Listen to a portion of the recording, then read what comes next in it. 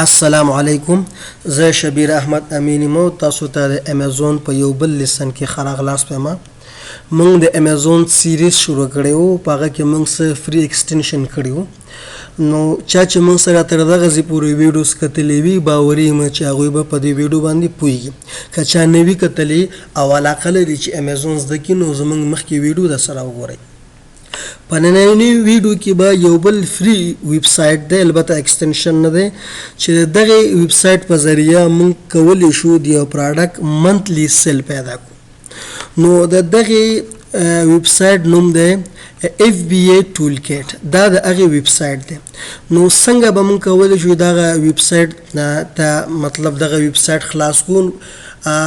که تاسو سره ګوګل کروم وي یا اني کروم چې تاسو سره وي، هغې کې به تاسو FBA Toolkit ولیکئ او د هغې نه بعد به مطلب موږ سره به دلته FBA Toolkit خلاص شي.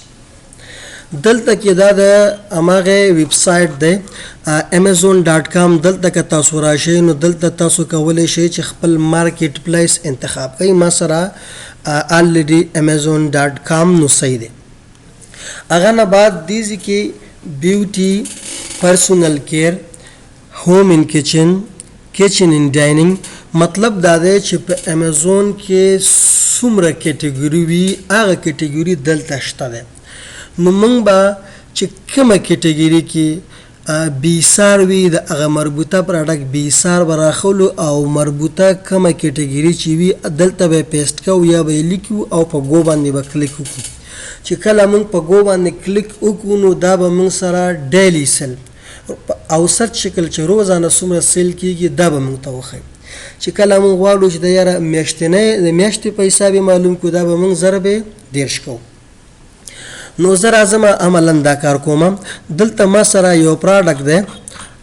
د هر یو پراډکټ چې تاسو غواړئ چې د هغوی منتلی سیل پیدا کوي، نو دا کار موږ د بیسار په ذریعه کولی شو.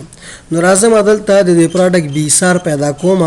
چې کله زه دا سکرول کوم لاندې راشم، دلته به پراډکټ ډیټیل یا پراډکټ انفارمیشن کې به ما سره بیسټ سیلر رینګ لیکلی وي.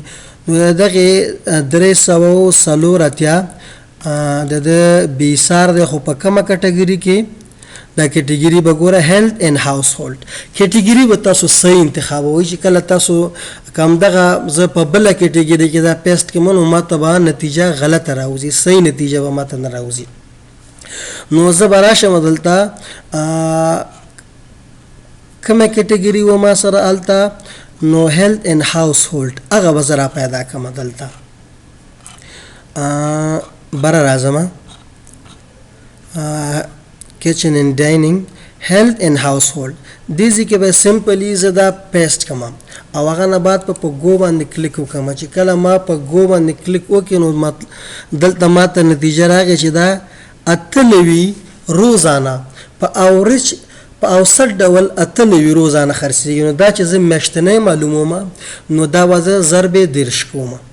نو تاسو سره ما دا خبره هم شریکه کړې وه چې څومره د یو پراډکټ بیسار کم وي، معنا دا ده چې دغه پراډکټ سیل ډېر دی. د دې که موږ مثال تاسو ته زه واضح کړم، ګوره په یو صنف کې یو محصل دی یا یو شاګرد دی، هغه اول نمره دی، نو د هغه مارکس ډېر دی نسبت 10 نمره ته. نو امیزون هم داسې یو رینک یې جوړ کړی دی، مطلب چې د چا ډېر سیل کېږي هغه ته فرست پوزیشن ورکړي، د چا چې ورپسې لږ ډېر سیل کېږي هغه ته دوام، داسې پسې یو رینک یې جوړ کړی دی.